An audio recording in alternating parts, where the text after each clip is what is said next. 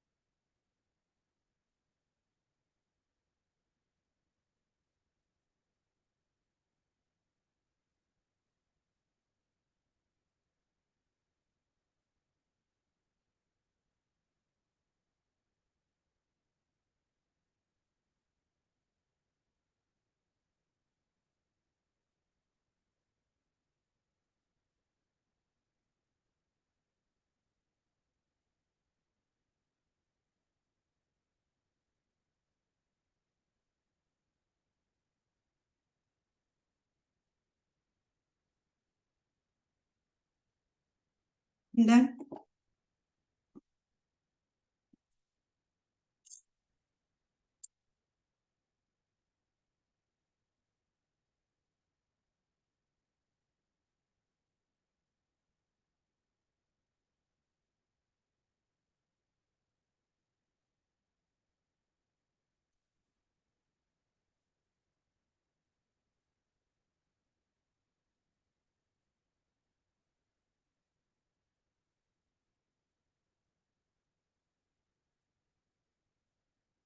let's say, let me open the paint.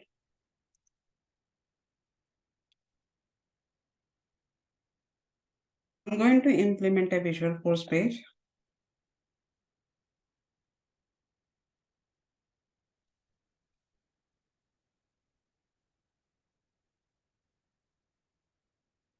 In this Visualforce page, I'm going to show you the account list.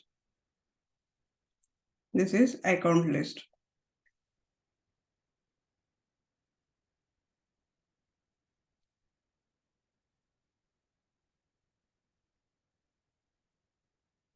Account ID, account name.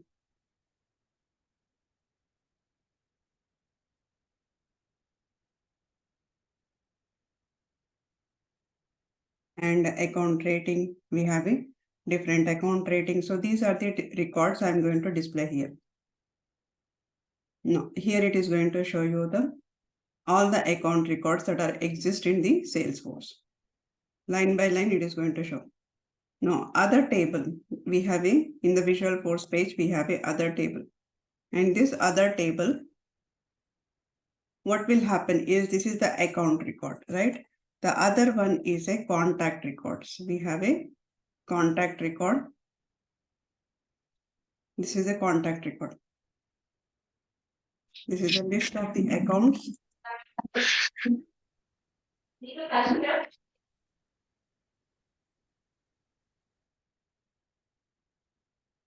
The list of the account. The other one is the list of contact.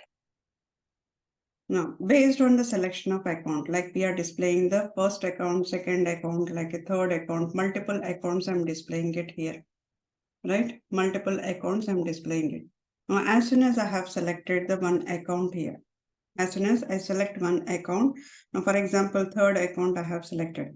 When I click on the third account, it should display the account and related contacts. That means if account has a two records, the third record, this is the third account, and this is the account details and the first contact, and this is the account details and the second contact. If the account has a two contacts, two rows should be displayed. That means contact list should be displayed. So this is the account and related contact information. I'm going to store it there. So basically, I have to pass account and related contact information to the Visualforce page.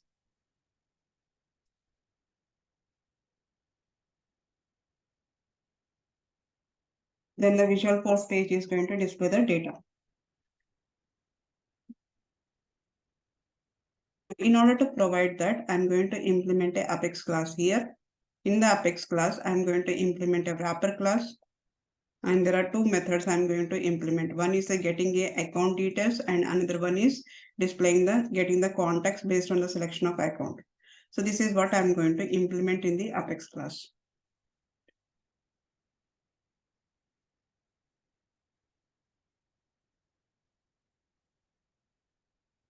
And these details, I'll pass it to the Visualforce page.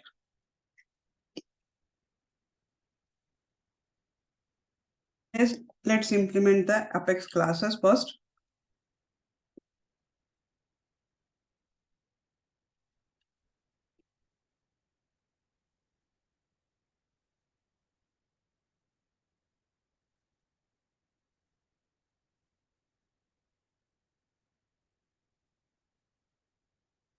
Today I'm going to say Apex class name is related contact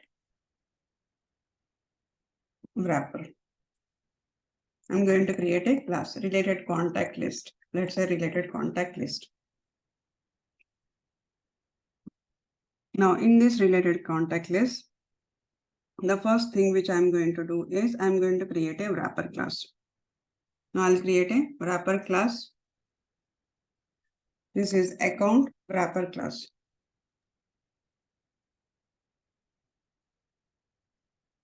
Wrapper class.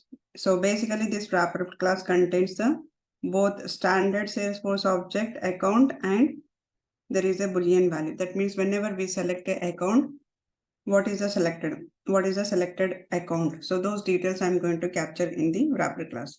So in order to create a wrapper class, the first thing is that the wrapper class defines as a class. For example, if it is a method, it says that public static void. Right? This is the method, public static void. And I'll give it some name to it. So let's say here get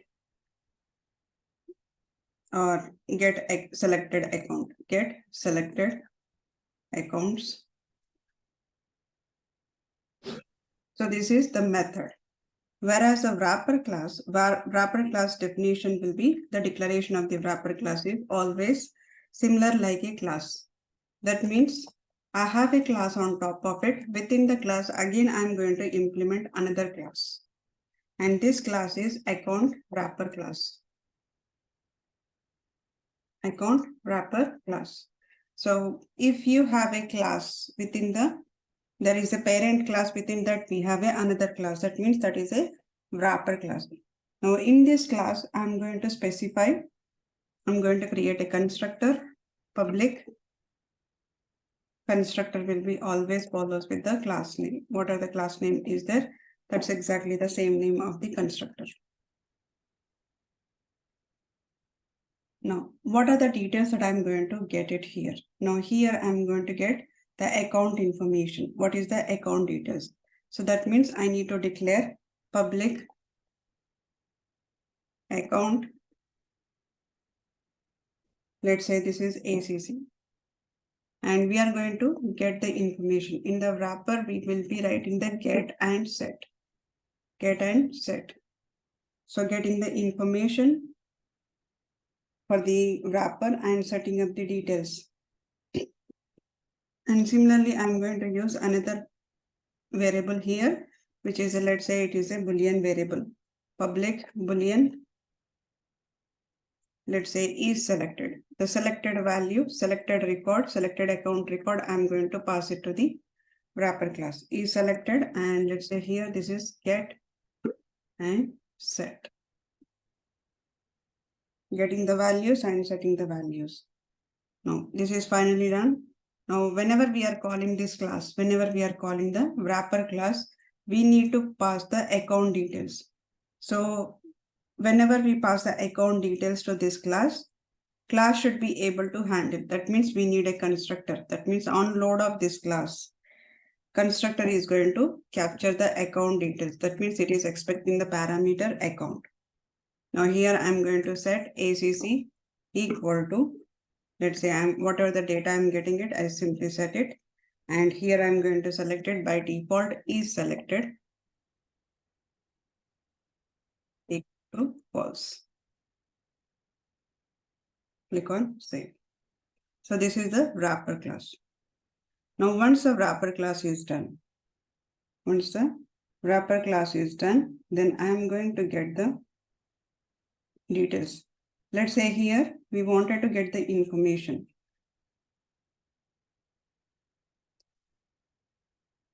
So basically for the Visualforce page, I need two variables. Constructor is whenever you are loading it. So on load of this class, like whenever we are loading the class on the Visualforce page, on the user interface, on load of the interface, we are calling the Apex class, right? On load of the Apex class, if you want to pass certain data, that means on load immediately it should show me the data here. Or else by clicking on the button, it should show the data, means its constructor is not required. Now you do not have a data button click, no user interaction is there. No user interaction is available. In that case, immediately you have to capture the data and show it onto the page. In that case, usually we go for a constructor.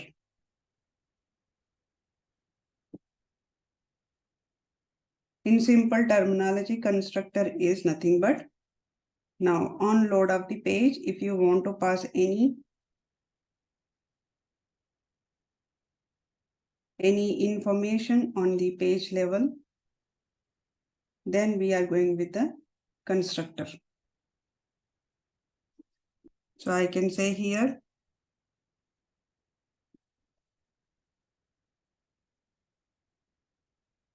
constructor, it is a special method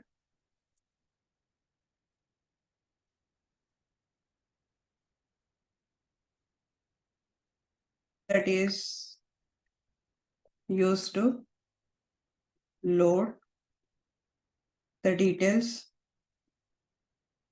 or create instances on load of the class.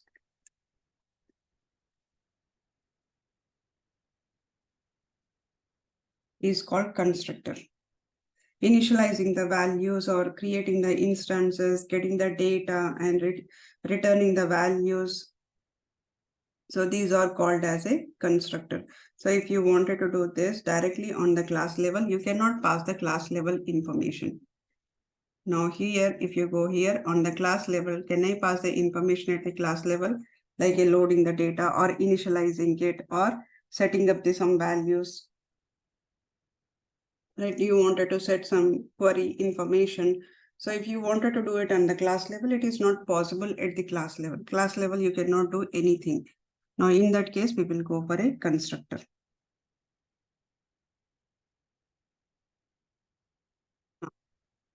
We have this class is we are going to pass the information to the Visualforce page.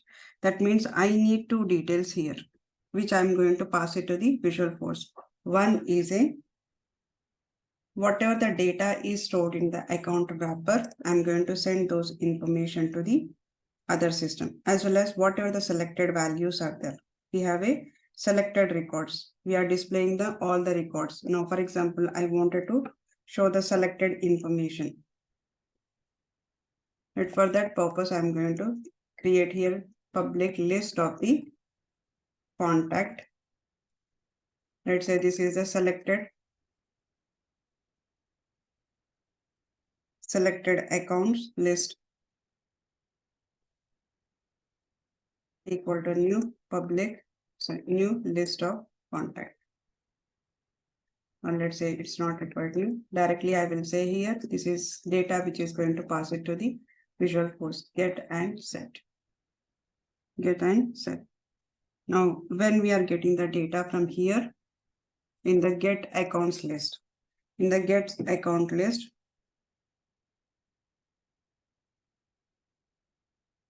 we need to get the information. That means I need to have a here, whatever the wrapper is their account wrapper. This account wrapper list, I need to pass it to the Visualforce page.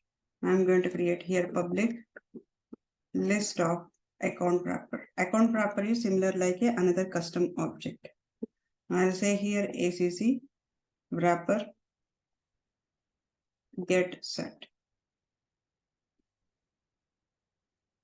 So we are going to pass the account wrapper as well as the contact list. Both we are going to pass it.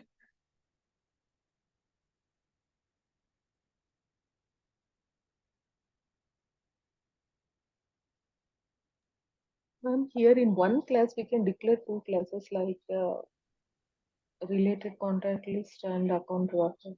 Yes, you can do that. Multiple wrappers can be declared. Now let's say here I'm going to load through the account. Whatever the account wrapper is there, I'm going to get the account wrapper information. ACC dot. Now we are going to get the list of it. Now I'm going to loop through this. Now whatever the list which we are getting it, I'm looping through the information. And then I'm going to say here, if whatever the object or ACC is there, let's take it as a instead of ACC. Let's take this is not only the ACC, this is just the object information. So in case if the object equal to true, if whatever the OBJ dot the field is selected equal to true. Is selected equal to true. Then I am going to loop through the contact for loop. Let's say I'm going to create a contact. This is C colon. Now whatever this OBJ is there, object dot. In this object, we have a ACC. So ACC dot contacts, which is a child dot contacts. I'm going to loop through the contacts here. Loop through the contacts. Once I loop through the contacts, whatever the selected account list is there, I'm going to push the contacts into the selected list account. That means I'm going to each record. In the account, if I have a two contacts, then it will loop through the two contacts. If in account, if I have a different details, like if I have a 4 contacts. Then it will loop through the 4 times. And whatever the list is there, that every list I'm going to add it into the list. Whatever this selected account list is there, the contact details, these contact details will be added to the whatever each contact is there, each contact will be added to this list. What is the error here? Account wrapper.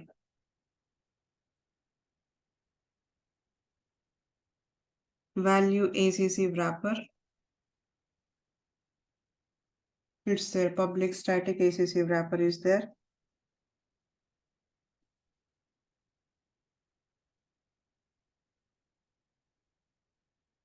Variable does not exist.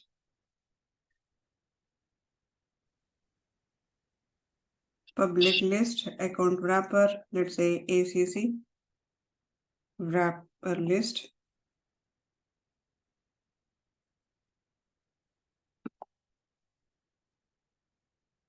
I'm going to capture this and place it inside it.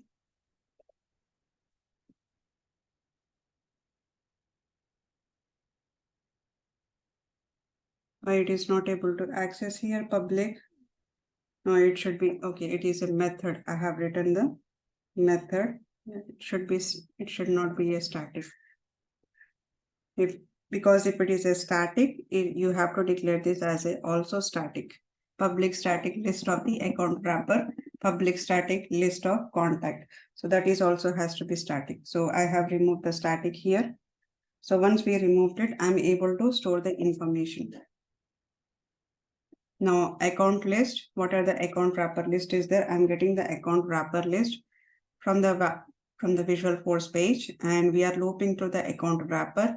And if it is a selected equal to true, then I'm querying the contacts and storing the contact details into one object. Now let's say here before querying it, that means before looping through the account wrapper, if there are any selected accounts are there. Now I'll clear out those account details because it will show you the previous one. Clear all the previous one.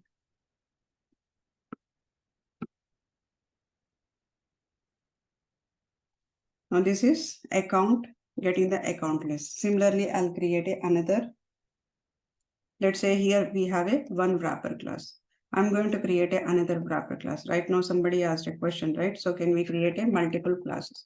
Let's say I'm going to create one more class here. Now that class is, this is the account wrapper. The next one is I'm going to implement another class which is a contact. Public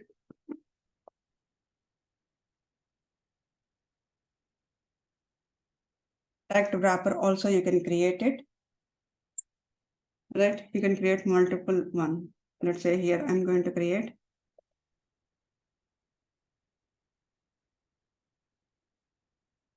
class contact wrapper.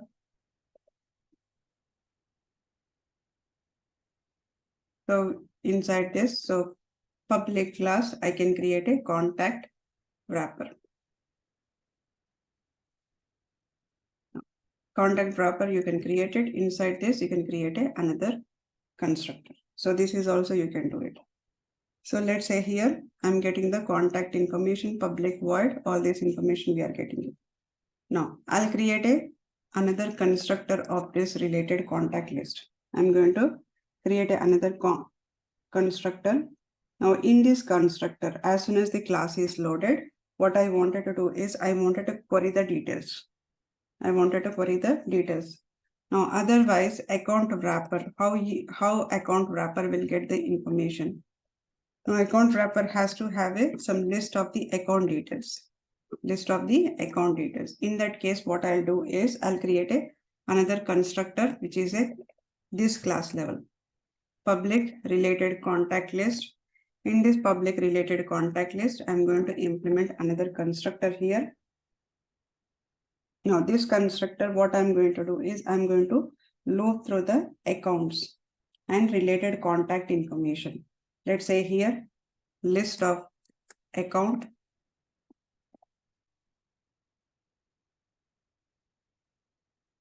This list of account, let's say ACC list. equal to, I'm going to query the select ID comma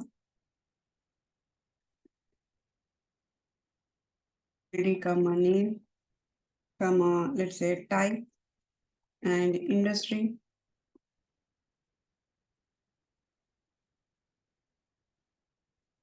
Usually how we will write it from account.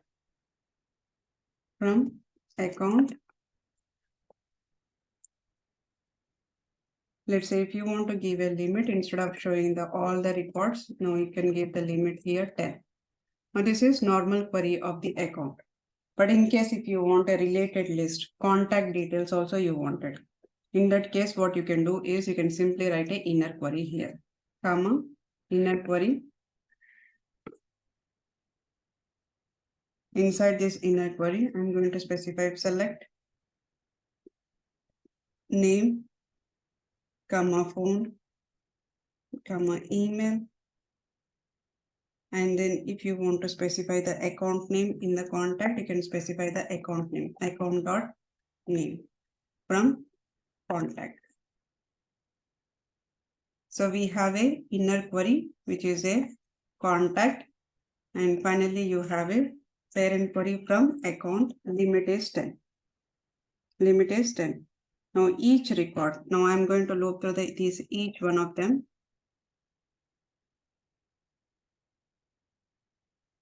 For loop, account, say A colon, account list. Now whatever the wrapper list is there, I'm going to add it to the wrapper list. At the wrapper list dot add.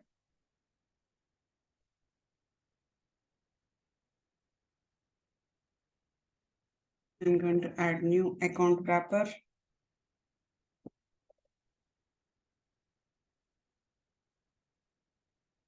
A, whatever the A is there, I'm going to add the list.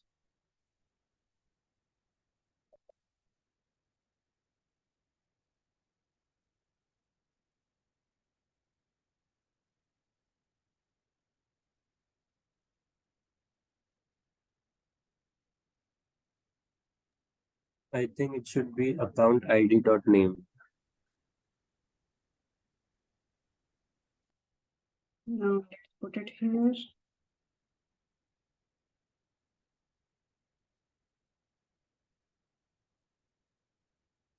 Select ID comma name.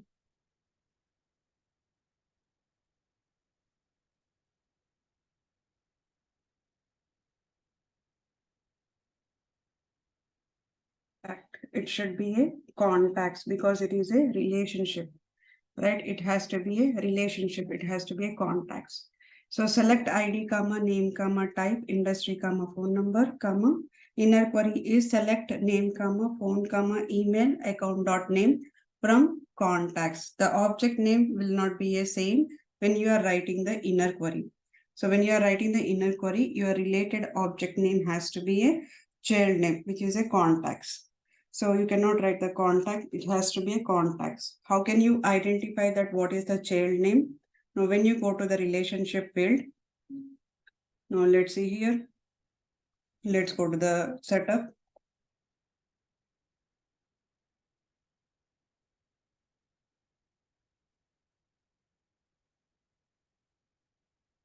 Now let's go to the object manager contact.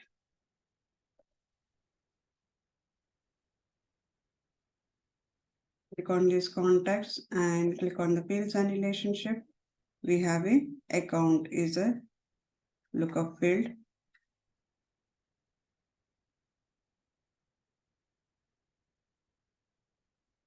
Now click on these accounts.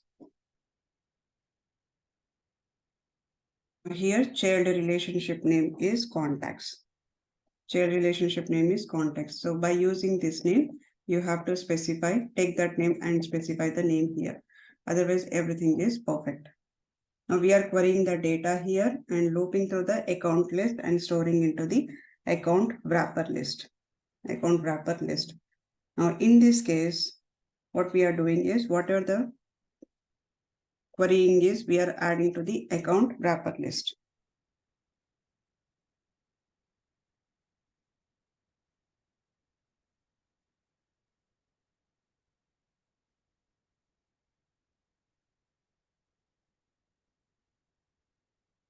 Let's do here initialization, otherwise it will not take. So account wrapper list equal to new list of account wrapper.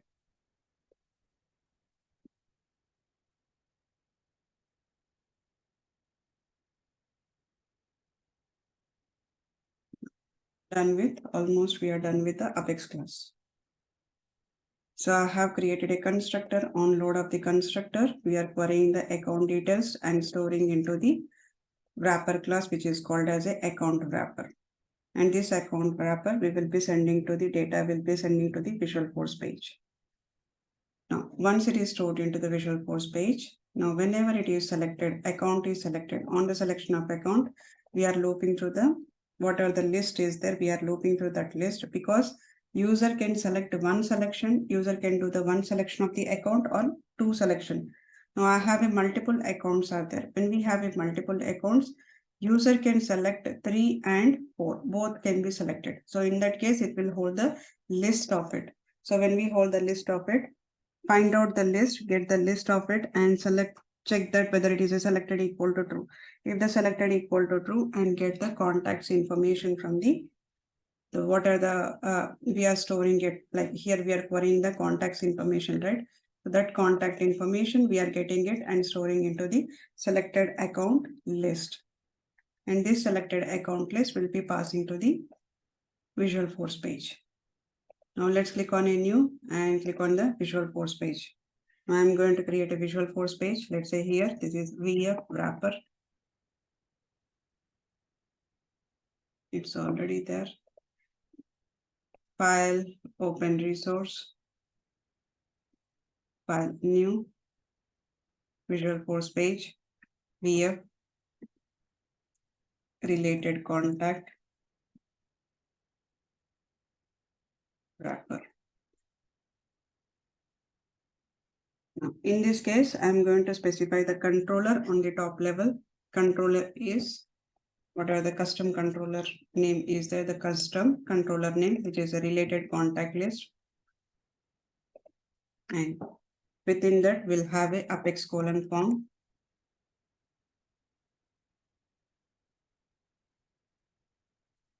We'll have a Apex colon page block, page, Apex colon page block.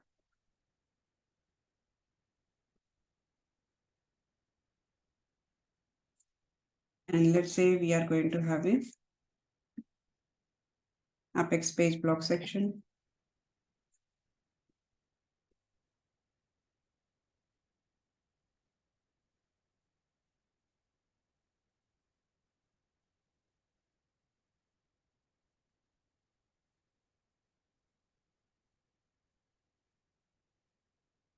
Apex form, Apex page block, and Apex page block section.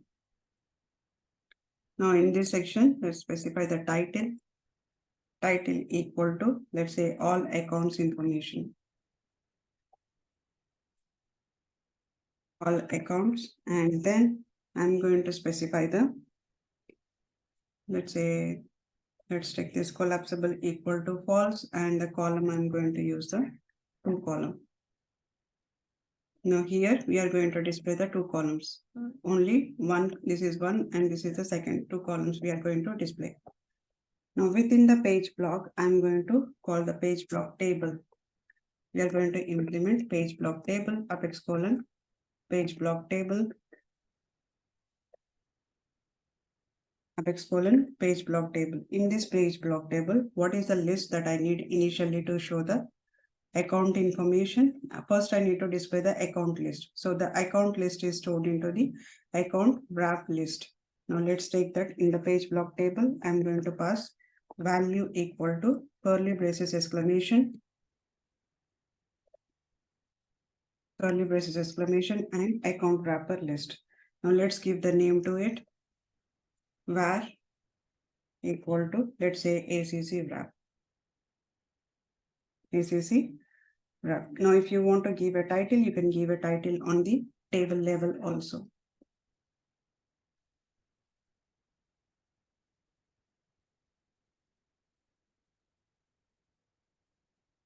title equal to, again you can say here all accounts.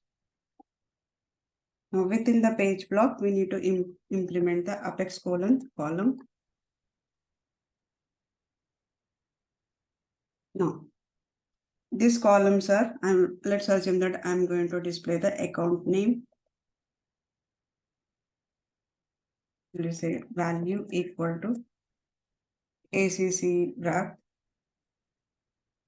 curly braces exclamation, ACC wrap dot, I'm going to display the name. Let's end the column here. I'm going to add another one. Click on this.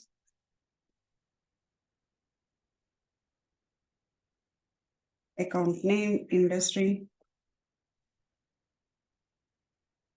and home. Let's click on save. Now this is normal page block, ACC wrap related list. Okay, ACC wrap dot. In the wrapper, we don't have directly the account. It is stored in the ACC. So it has to be ACC wrap dot ACC dot name, ACC dot industry, ACC dot home. In the wrapper class, we have two variables. One is the object S object and another one is selected. So right now what I'm doing is before account wrapper dot, I'm selecting the name. So usually account wrapper does not have a name. In the account wrapper, we need to go for a object. In that object, I need to pull the information. Now click on a save record. Now click on preview. Now it will show only one table. Now is a all account. Now I need some checkbox here to select the values.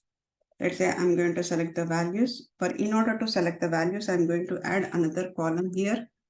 Apex column.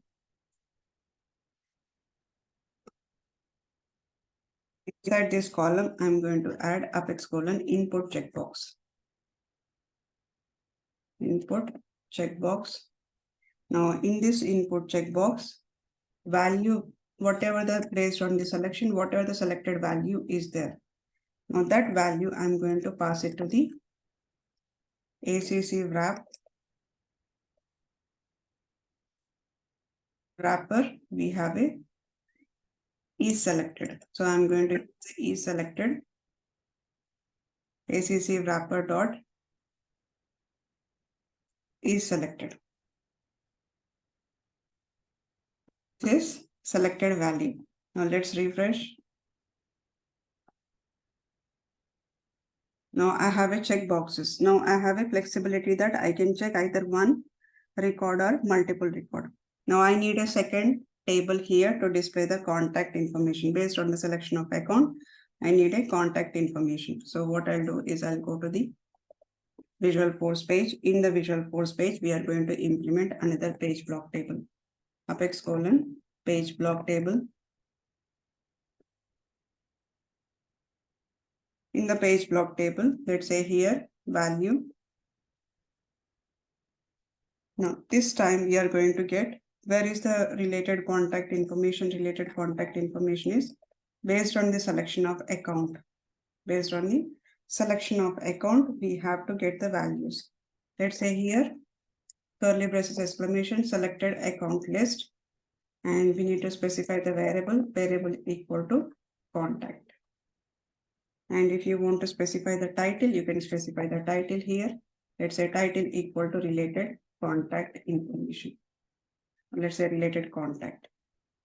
Now within the page block, I just need a apex column. Apex column. In this column value equal to curly braces exclamation con dot. Now con dot, what are the contact information is there. Now here, how we are storing the information, ACC, right? The query is account name is there, name is there, phone is there. So I'm going to display the con dot account dot name, X column, value equal to curly braces exclamation, con dot name. This is a contact name. The above one is account name. Now similarly, we'll have a apex colon column.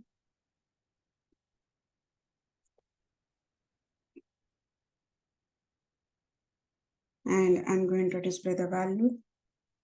Value equal double quotes, curly braces, exclamation, con dot phone. Con dot phone.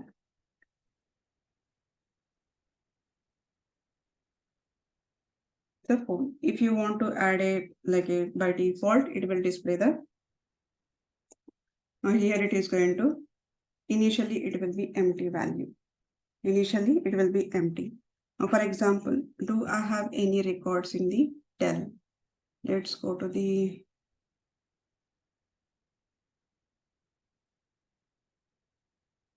records account. Now let's say there are so many are there. Dell.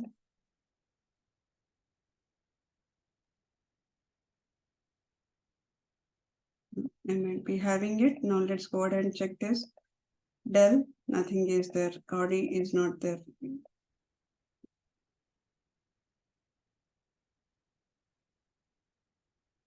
Now let me do one thing. Now here, do I have a really records are available or not?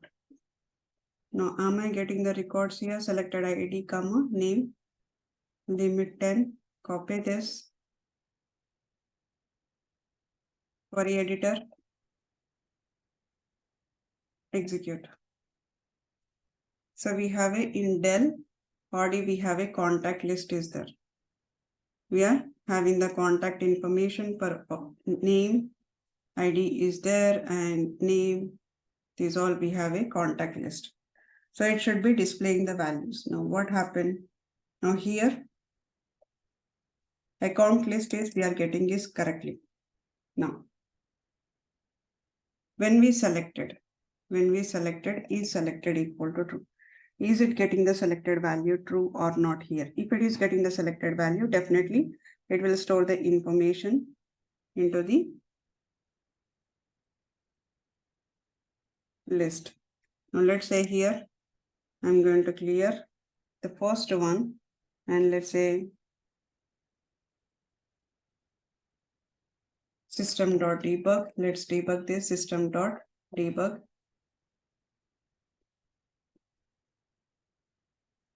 And I'm going to display the account wrapper list plus ACC wrapper list. Then after that, we'll have a system.debug.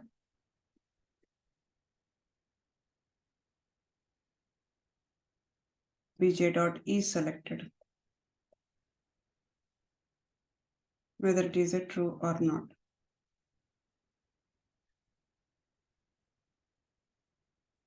Click on save. Refresh. I have selected the Dell.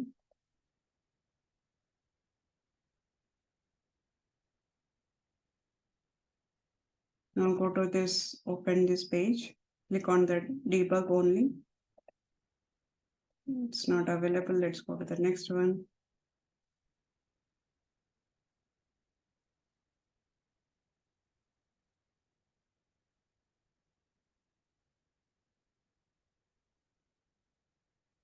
Okay, I know the reason. The reason is here we have a method, right? This is a method. Now, when I'm calling this method, whenever we have selected, that means I need to select it. As soon as it is selected, I need to call the method. But how the method is called? Am I calling it from anywhere, this method?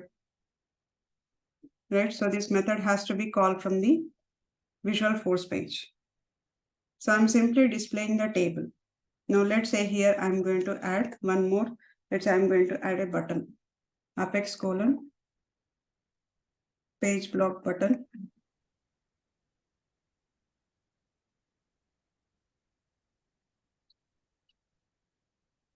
Within this, I'm going to add command button. Apex colon command button. Command button, let's say value equal to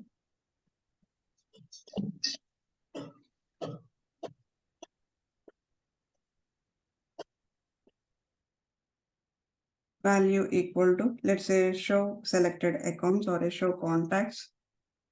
Show contacts.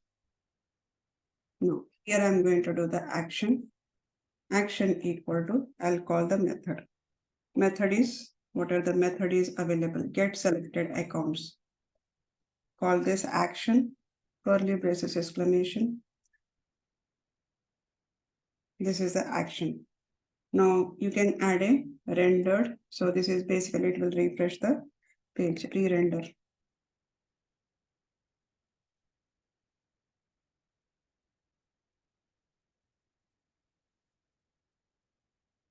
Re-render equal to, let's say, I'm going to give some value here. The table which needs to be, let's say table 2 has to be modified, like a refreshed. Same name, I'll give it to the table 2. ID equal table 2. So whenever I click on that button, it should be refreshed. Now let's click on a save.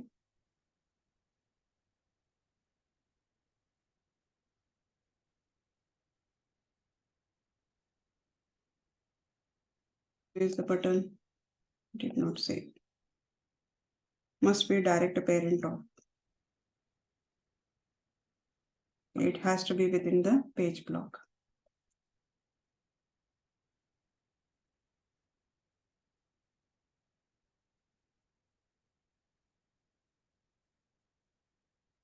I'll click on this, show contacts. It is showing the error. Line number 14.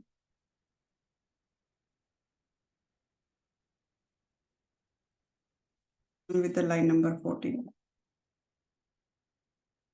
Switch account list, null object. Okay, now let me clear this. Let me comment out this. Select, show contact list. Again, 20th line. What is the problem in 20th line? Show account list. Now why it is giving the show account list error?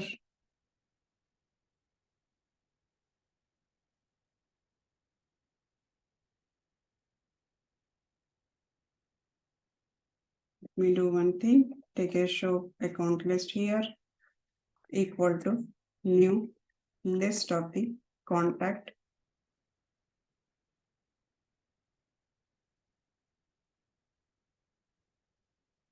Let's click on save. I need to initialize it inside. Refresh. Now select this. Click on show contact. Now it is showing me the information, name, email. So what are there here? We have a, if I select another one, it is going to display the, click on show contacts. It is going to display the first one and third one. I did not clear out. Now let me enable this. Click on save.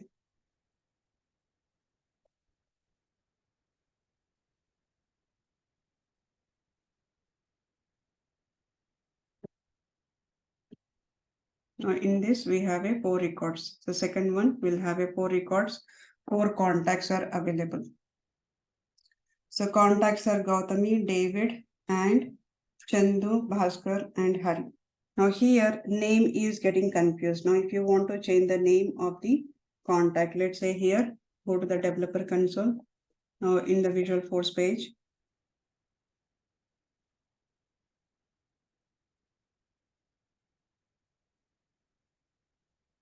I'm going to specify the column name is a header value. Header value equal to, let's say this is account name. And the next one we have a value, header value equal to, let's say, contact name.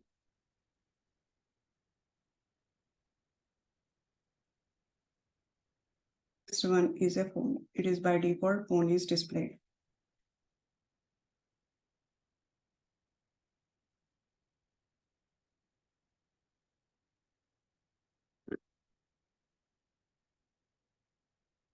Right. So let's say here I'm going to display. Click on save this record. Save this class. Class is saved.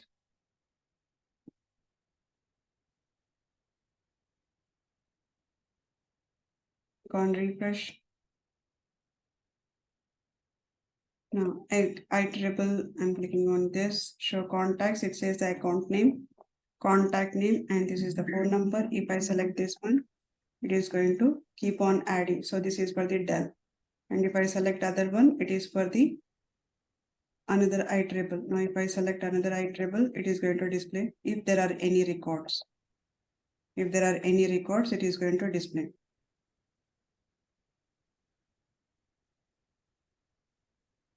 Right, if you select all the records here, it's going to show you the contacts for all the records. So for Dell, we have a one contact. For account, we have a audio account, we have a one contact. Let's say, for example, if you just want to check only one of the record. Now assume that this iterable batch, click on the show contacts. Now it has a around 5 contacts are there. Gautami contact, David, and Chandu, Balu, and Hari. These are the contacts are available. Now let's say here you do not want to display the phone number. If you do not want to display the phone number, you can, it's up to you what are the fields you wanted to display here. Now this is one of the example for the wrapper class. So what we are doing is we are on the load of the class, we are querying the data and storing into the account wrapper list and displaying the list here. Now on the UI, whatever the selection is happening, based on the selection, I'm storing that information into the wrapper. Is selected equal to true or not? By default, it is a false. And then I'm storing here is selected equal to false. And once we selected and click on the show contact button, on clicking on the button, I'm calling the method in the Apex class. That method is get selected accounts. And in this selected accounts, we are querying the wrapper list. Whatever the wrapper list is there, we are querying it and getting the all the contact list information, we are getting it. So that's exactly we are displaying here using the wrapper class. Wrapper class is nothing but it's a simple like a custom object. But if you, what are the data you wanted store? Like for example, if you want to store along with the account, if you want to store the contact information also, you can create another variable here, which is called as a contact, right? CON, get and set. Get and set.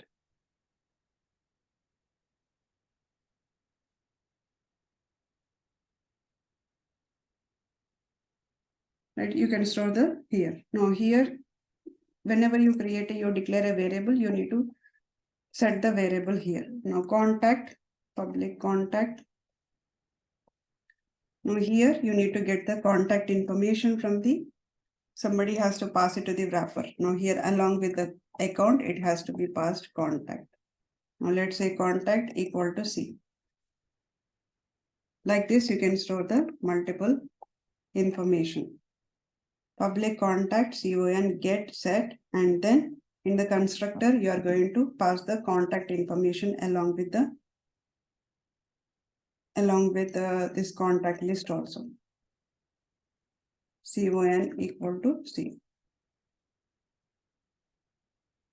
Right, this is the how you will do it for the multiple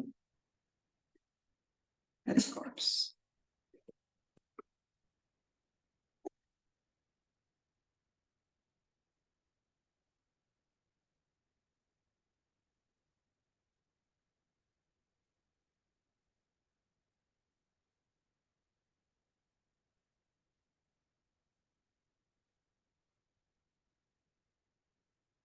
And this is about the wrapper. Now you can also store the list of it. For example, you wanted to store the list of this is the object level. In case if you want to store the list, so that means public list of contact or a list of account. If you want to store the list, you can also store the list here. Only the thing is the declaration of the data type, you choose it. How do you want to create it? So basically these objects are, developer will choose it, what are the fields needs to be created inside this object, inside the wrapper class object. What are the fields needs to be created? You can create it. So if you have a list of contact list, you need to pass the list, and that list you need to set it here.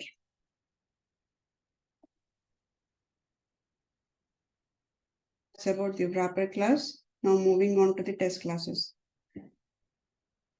Now test classes, as part of the application development, Salesforce, that means here, what are the business logic? We are writing the business logic in the trigger, apex class, asynchronous classes. So many things we are implementing in the business logic, right? We are implementing the apex classes, trigger, batch classes, schedule class, we have controller classes, web services, APIs. These many are, we are writing it.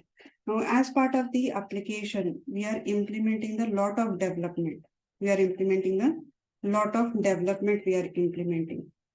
Now, when we implement a lot of business logic components, it's required that before pushing to the any other org, it has to go through the proper testing. Now, let's say there is a development environment. In this development sandbox, there are multiple developers are working on it. Jyoti, Bharati, Ram, there are multiple developers are working. Now, when they are working on the each story. As in that Jyoti is working on a different story, Bharati is working on a different story, and then Ram is working on a different story. So these members are working on a different stories, different business logic altogether. And finally, now one day it has to came that client said that by next month we have to push the changes to the production. So production is nothing but a login.salesforce.com.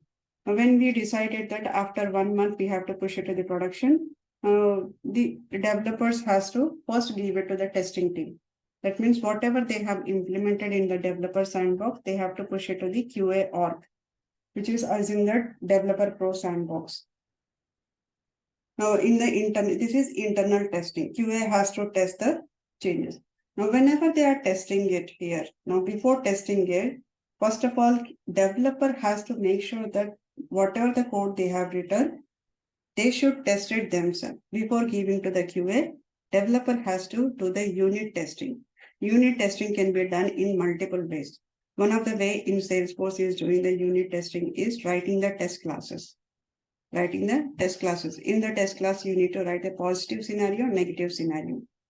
Now you have to make sure that your code coverage is above 75%, and then push it to the QA org. QA will be tested in the functionality wise. Developer has to test it from the code wise as well as the unit testing, code coverage, everything they need to test it. So push it to the QA org, which is a developer pro sandbox, and QA will test it here. And if everything is working fine, then it will move on to the UAT org. In the UAT org, business, like a business users or end users will be testing the application in the UAT org. If they have satisfied, then we can move it to the stage org. Now, this is here, internal business team also can test it in the UAT org. Now, in the full sandbox, which is nothing but a stage org. Sometimes we have a stage org, we do not have a stage org. It's based on the project, whether should we create a stage org or not. Now, if it has a UAT and stage org, usually UAT will be the partial copy, stage org will be the full copy. In the full copy, it's basically a replica of the production. So in this full copy, we will push all the changes to the stage, and here client will be testing the entire application. This is for the practice also. For client practice also, they will be testing entire application in the stage full sandbox. Once they approved it, that means everything is working fine. If it is approved it, then what we can do is we can push it to the production. We can push it to the production. Now here, why we have so many sandboxes? Because whenever first time we push it to the QA sandbox, we might get 10 issues. QA might raise the 10 issues, right? So code coverage is 75%, greater than 75%. right? Greater than 75%. Similarly, functionality wise, if there are any issues, they will raise the issues back to the developers. Now, once we push it to the UAD, maybe business team will find maybe 5 issues. Again, we'll go back to the development team. Developer has to fix it and move it to the QA. QA will be testing it and then moving to the business unit. Once we go back to the staging, we might see only one issue.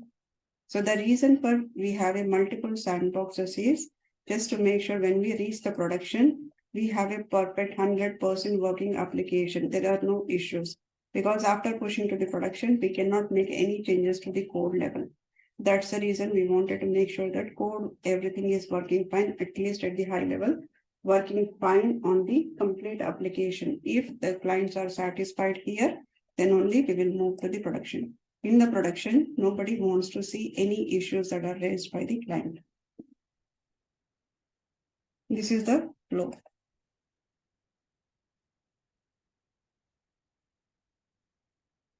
Now, whatever this developer QA testing, UAT stage or case there, this is the test.salesforce.com and the production is login.salesforce.com. Now here test classes. Now whenever we are implementing the application feature, we are writing the so many business logic, but based on the functionality. That means we are writing the Apex classes, triggers, batch classes, schedule class, BF controller, API, REST API. So those are integrations which we are implementing it. So once we implement all the features, then the developer itself has to take care of implementing the testing, unit testing. That means they need to write some logic to do the unit testing. So once we are done with implementing the business logic, we have to also write a business logic for the unit testing. Now, when we write a unit testing is nothing but a test classes.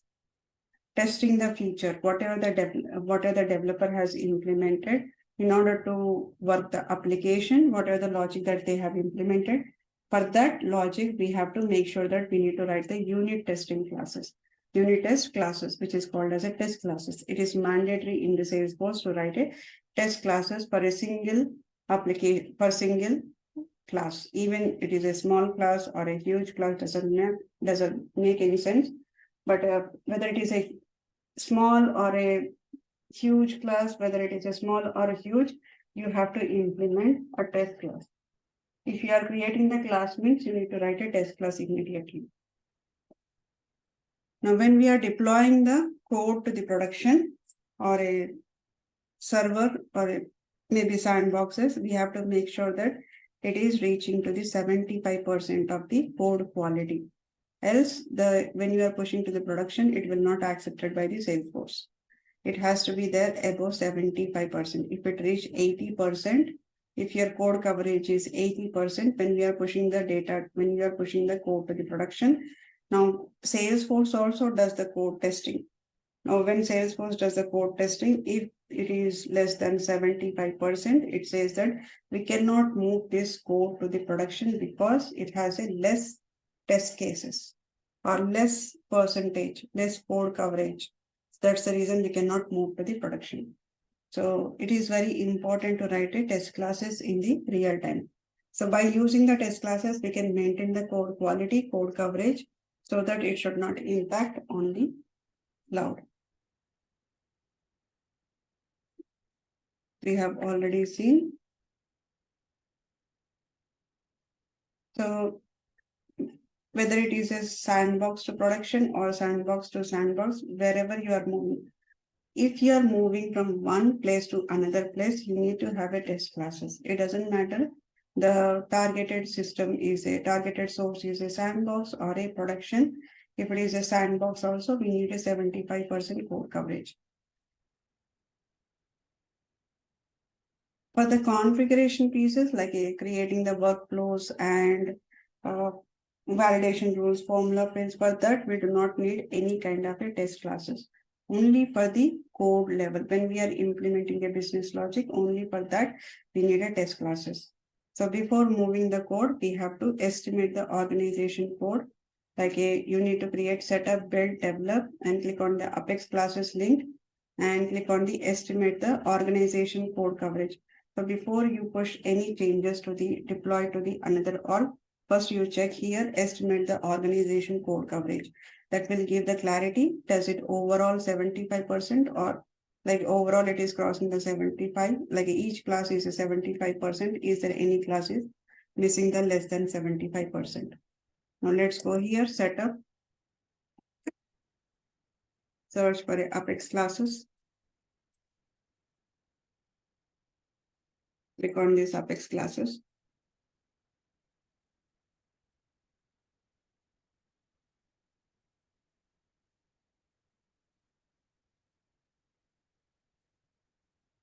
Here you have it, estimate your organization code coverage. Estimate your organization code coverage. Click on this.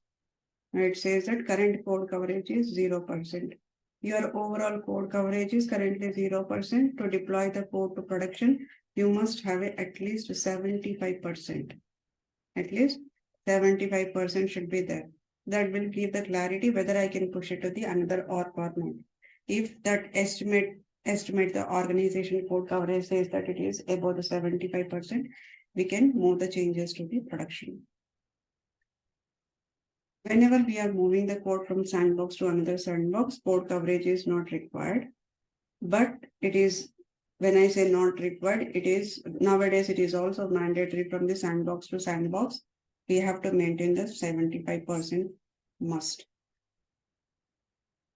Now we can verify the each business logic class trigger code coverage by using the navigation setup, build, develop, and then you can click on the Apex class and click on the Apex class trigger or any community classes.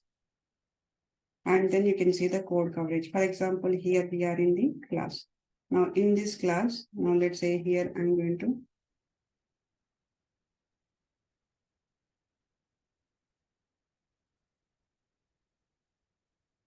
let's say I'm going to use some class here.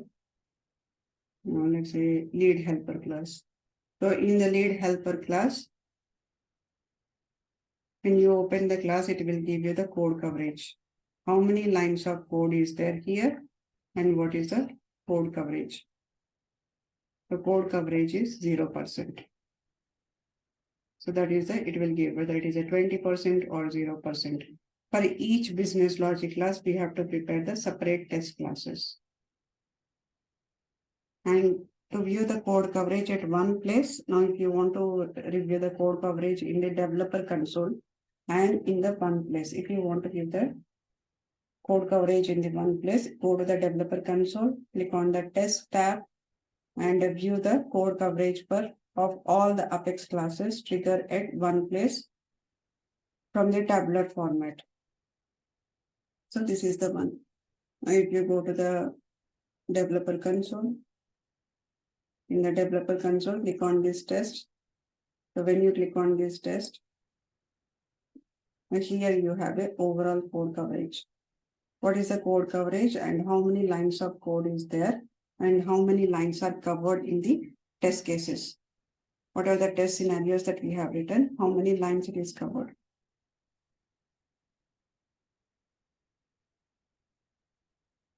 So whenever we are preparing the test classes, we have to follow the below steps. Example, access modifier class name. Similar to how you are writing the class, similarly, we have to write a access modifier. Usually for the test classes, it has to be a public class name. And then within that, we will write a business logic. Now for the test classes, same test classes is a public class name. And within that, we will write a test class logic here. But the difference between the class and test class is test class will have a annotation above the class name. The annotation is test. The annotation is test. Now that is the difference between the class and test classes. If you have a @ is test, automatically Salesforce thinks that this is a test class.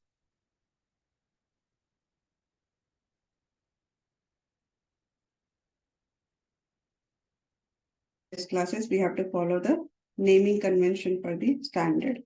Now, if it is a business logic, class name is an account helper, then the class name should be account helper test or test underscore. account helper. Few developers write the test class name is whatever the class name is there, the class name and ending with the test. Few developers will write a class name starting with the test underscore, and whatever the business class name is there, we have to specify the business class name. Now, test class name always has to have a actual business class name into it. Now, some people will say that account helper underscore test, or some people will say that test account helper. So these are the different ways we can write a test class name. Now, in order to create a test class, test class should be always prefixed with the annotation @istest, which indicates that it is a test class. Now, syntax is @istest, access modifier class name, and within that you will be writing the test classes.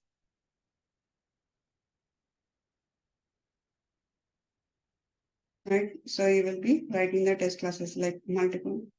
Now, step 2 is prepare the test method inside the test class. You need to prepare the test method, which will invoke automatically upon testing the business logic.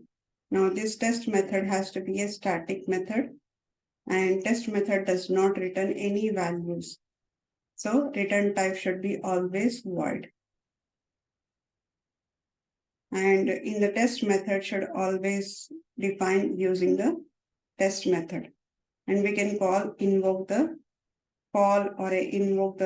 normal class or business method from the test method. You can call the test method. Now take a notes of this step 2. Step 2 is you need to make sure that if you are writing the test method, you need to always use the static method. And it does not have a return type. It is a void. Test method should be always defined by using the keyword called test method.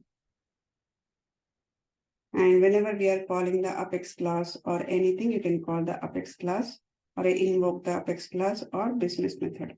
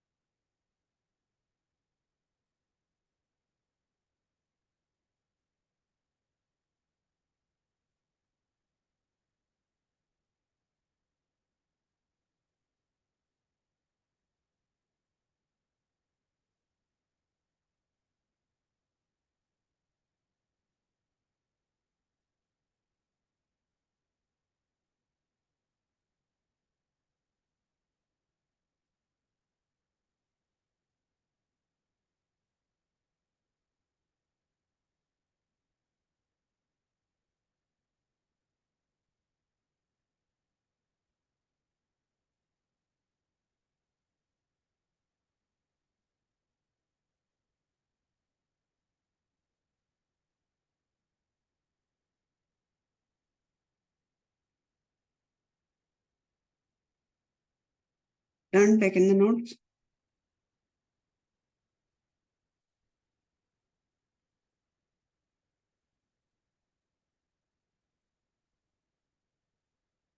Now let's see the syntax here. Syntax is static test method void method name.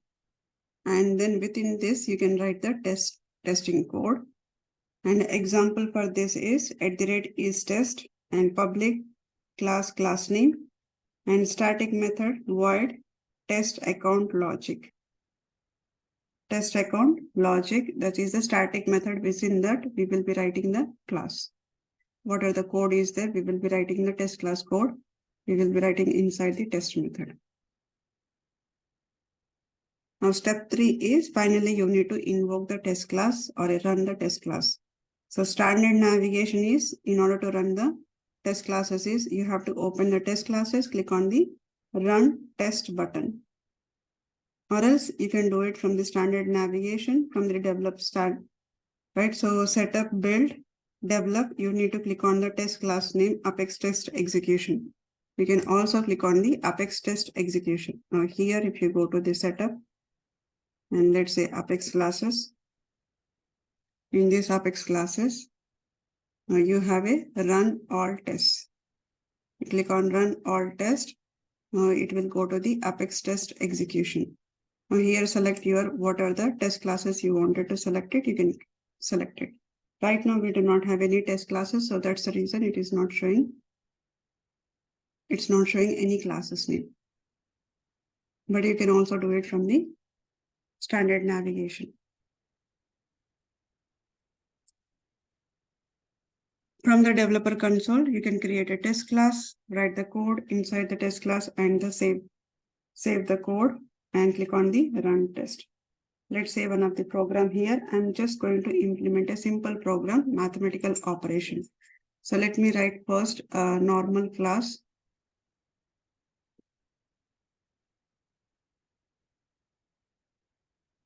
Let's say here, I'm going to write a normal class, file, new, Apex class. Let's say this is mathematical operation.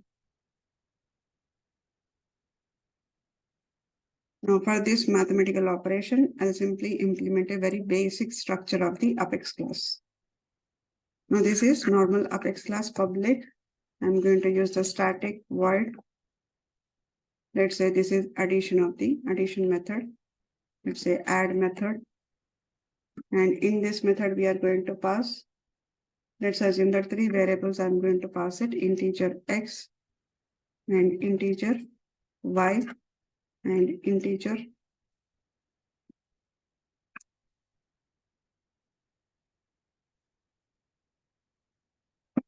Now this is the basic one. Now similarly like this, we will have a multiple methods. This is the add method. Like this, we have a multiply method. And similarly, we have, let's assume that division method. And let's say subtraction.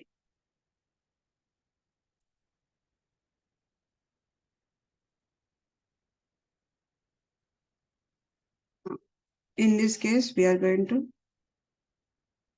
now let's say here, I'm going to just print the value here, system.debug. System.debug, this is the addition, result,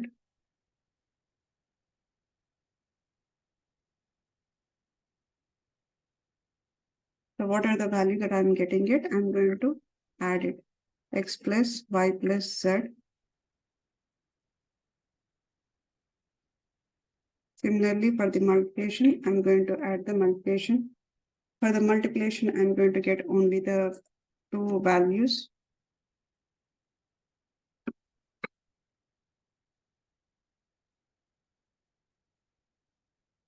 Multiply result.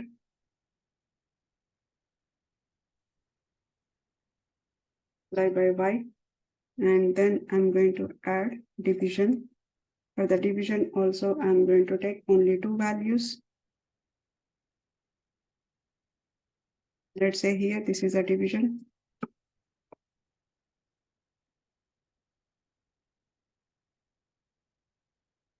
Similarly, subtraction, I'm going to add it. It's minus y. This is a very simple, basic one. I'm creating the class. Now, this is one of the Apex class. For this Apex class, if I have to write a test class, there is no much logic here, but I need to write a test class. Click on this file. In order to create a test class, click on a new and just simply say that Apex class. And whatever the class name is there, that's the same name we have to use it. File, new, Apex class. And at the end, I'm going to say test. So this is also looks like a normal class. But as soon as I say here @istest, @istest, immediately here it is going to show you the run test. See here, run test. That means system thought that, okay, this is a test class. As soon as we enable or we write @istest annotation, then immediately system will start thinking on it. Okay, this is the test class. In this test class, we need to write a static. Now test method. Now let's say here test math operation.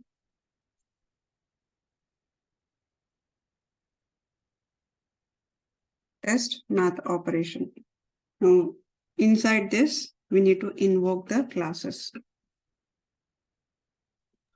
You have to declare void also, Naman, here compulsory. Yeah, void has to be there. Static test method void and test math operation. Within this, we need to invoke the class. But in order to invoke the class, let's copy the class name, math operation. Now, math operation dot, you can specify add method. Inside this, you can specify any values here.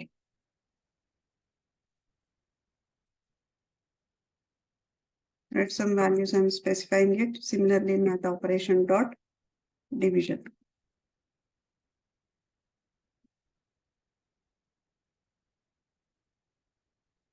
Then 30 math operation dot multiplication.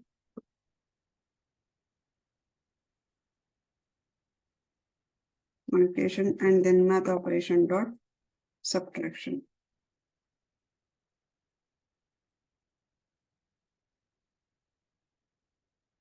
Now click on it, save.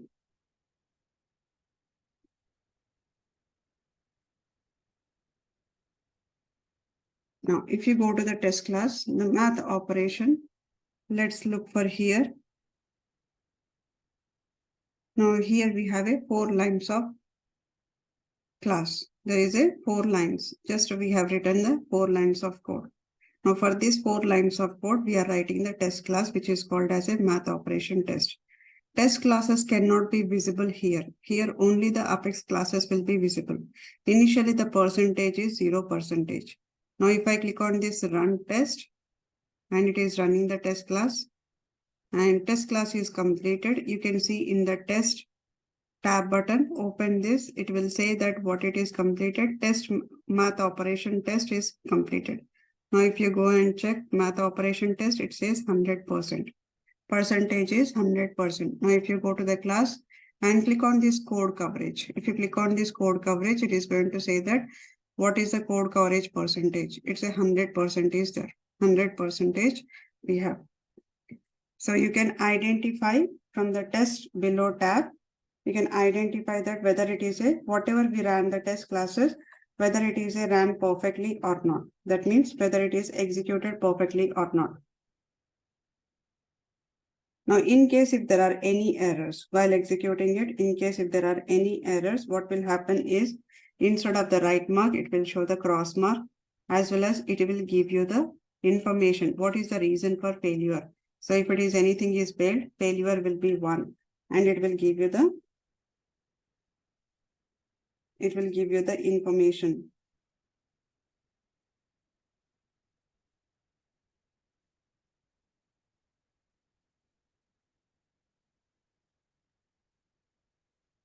So if there are any errors, it will definitely give you. And in case if it did not covered by the Salesforce test class. In case if it did not covered by the test class, for example, I'm commenting out. If I comment and click on this run test,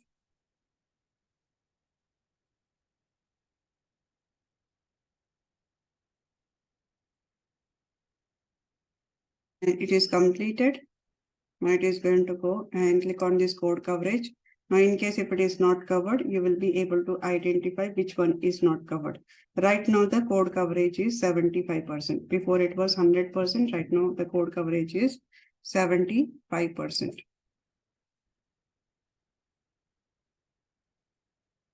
Right, so this is how we write the code coverage. Now, when we are writing the test classes,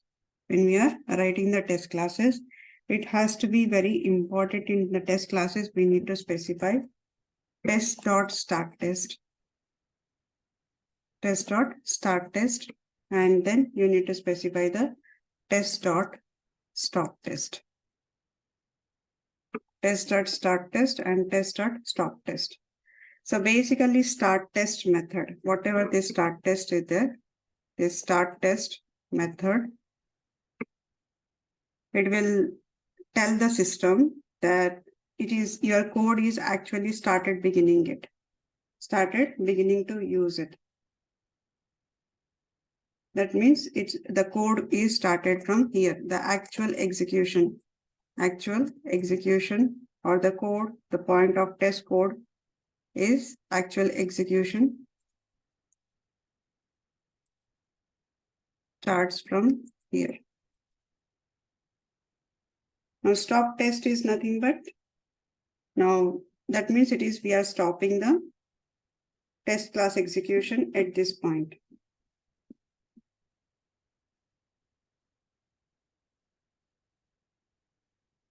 Now let's say why we have a test.start test and test.stop test. Why do we have it? Because we know that in Salesforce we have a governor limits.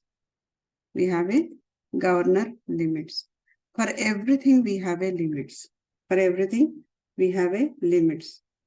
Now when we are testing our logic, now sometimes what we have to do is in the test classes, we might have to end up creating the multiple records, or I might have to query it sometimes to multiple records. So when we wanted to query or when we wanted to declare the object, or I need to create a leads, like a more than 100 leads, I need to create it because I need to test the logic of the creation of more than 100 records. If I receive more than 100 records, what happens on the actual business logic? In that case, what we will do is I'll write 100 leads, I'll be creating it. 100 leads, I'll be creating it.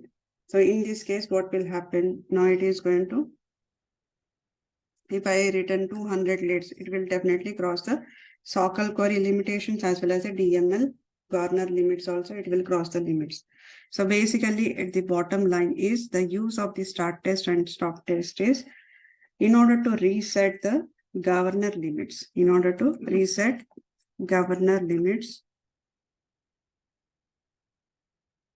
the test classes. Governor limits are reset when the test.start test appears and the code between the whatever the code we are writing between the test.start test and test.stop test executes in a fresh set of a governor limits.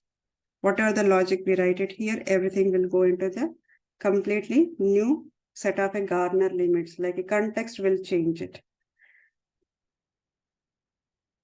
Now, once it is done, test.stop test, again, whatever the context is there that it was executing in the fresh governor limits, it will go back to the original code. That means before this, we were having some code.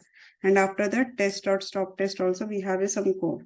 And what will happen till this point, the governor limits start executing it. As soon as I say start.test, what will happen? It will reset the governor limits. That means it will start executing the fresh set of a governor limits. And then as soon as we stop it, it will stop what are the execution of the fresh set of a governor limits are there. It will stop it and start continuation of the previous governor limits. So basically, in order to retest it, we will be using the test.start test and test.stop test. Now here I'm going to use, and here I'll say test.start test. And then we will say here test.stop test. Click on save. Now this is a small program, so you will not see any differences here. Now if I click on this, it will execute it. And here is 100%. We click on code coverage, 100%. Now it matters when you are moving the changes to the production or different or, because whenever the Salesforce is running the Apex classes, also it will check is there any test classes is available for this class. If the test class is available, did they have written the test.start test and test.stop test? Because there is a multiple test classes will be executed at the same time. We wanted to reset our own governor limits.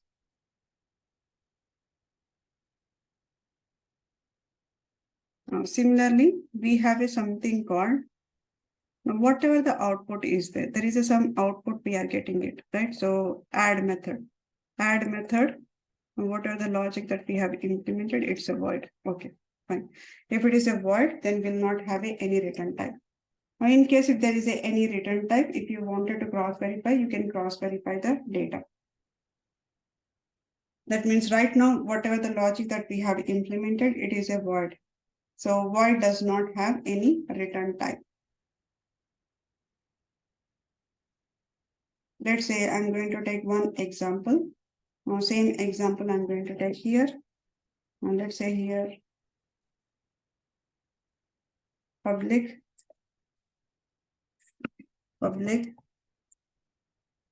static, let's say integer, and we multiply. Multiply, I'm going to take all the multiple values here.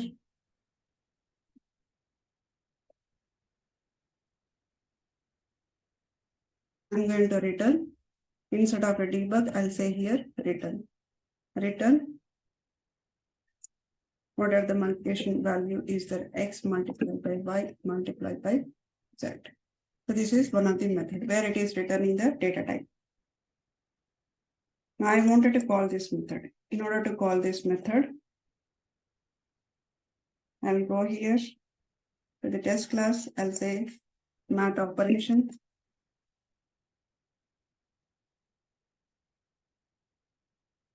Dot. We have a multiply, and I'm going to pass some number, comma. We can't say.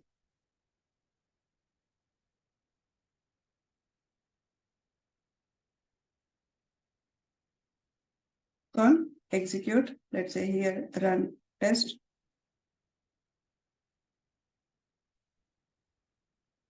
Is executed perfectly fine. This code is also covered.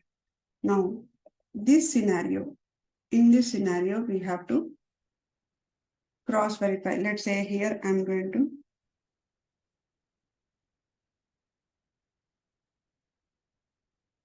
now whatever the return type is there, sometimes return type does matter because we are returning the value to another method. So I need to check what is the output of this method.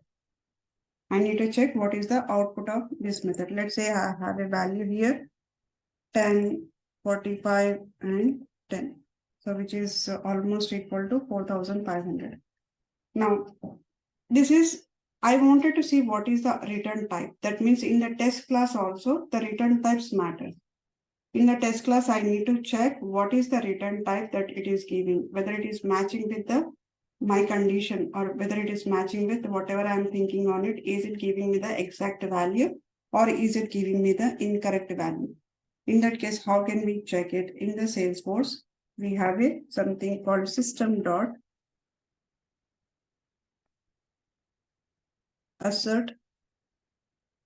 We have a different type of asserts are available. System.assert. Assert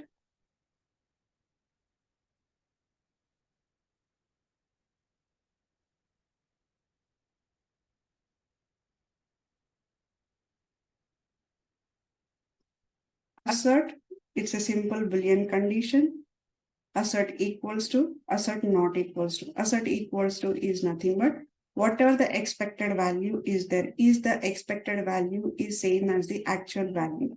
So expected value is, I'm thinking 4,500. Is the actual value also same? Or if it is the same, then that means that is the expected output. That is the expected output. Click on the run test. Go to the test classes. It is executed. Let's say here, no, 4,500 is not expected output because the logic has to, it should not give the exact multiply.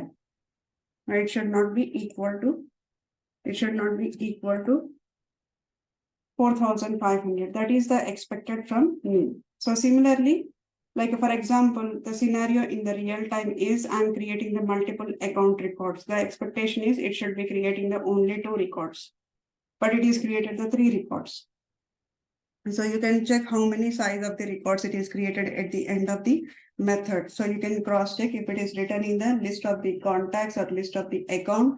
So whether it is we are receiving the list of the accounts or a contact, more than 2 contacts or a 3 contacts. As per the expected, it should give me minimum 2 because we have already given the limit is 2.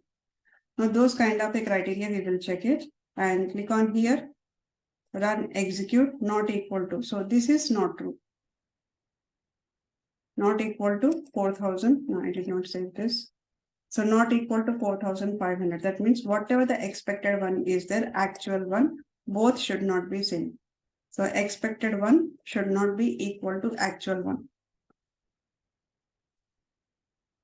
Not equal to actual. So this is should be happen as a output of this method. It should not be the same. Now this is as per the developer analysis. In this case, what we will do? Now click on execute. In case if developer assumption is wrong, now this is not working as expected, then what we have to do? It is failed. Now go here, check why it is failed. Now open this and click on this and it will give you the error information why it is failed. Failed is a assert execution is a failed. Now this assert execution is, it says that math operation line number 14. Line number 14, it is failing. Now here we will say here, now if you give it 5, click on save. Now if I try to execute it, it will work now. It is not equal to, expected is not equal to actual. So this is how we will try to debug the test classes in the real time. So implement a simple homework. Tomorrow we will see the scenarios like whatever we have created the trigger or a batch class, how to write a test class for the trigger, how to write a test class for the batch class, right? Asynchronous, how do we write it? So we will see tomorrow. This is a very basic test classes, how to write it. So create a Apex class for a simple interest and prepare the test class to test the business logic. Write a Apex class to check the value is even or odd. Right, you need to implement the Apex class. You might have already implemented this Apex class starting of the Apex. Now write the test classes for the, if you have already there, then write a test classes for the that business logic. And this is trial head module. We will provide the trial head module. Ma'am, Yeah. here we test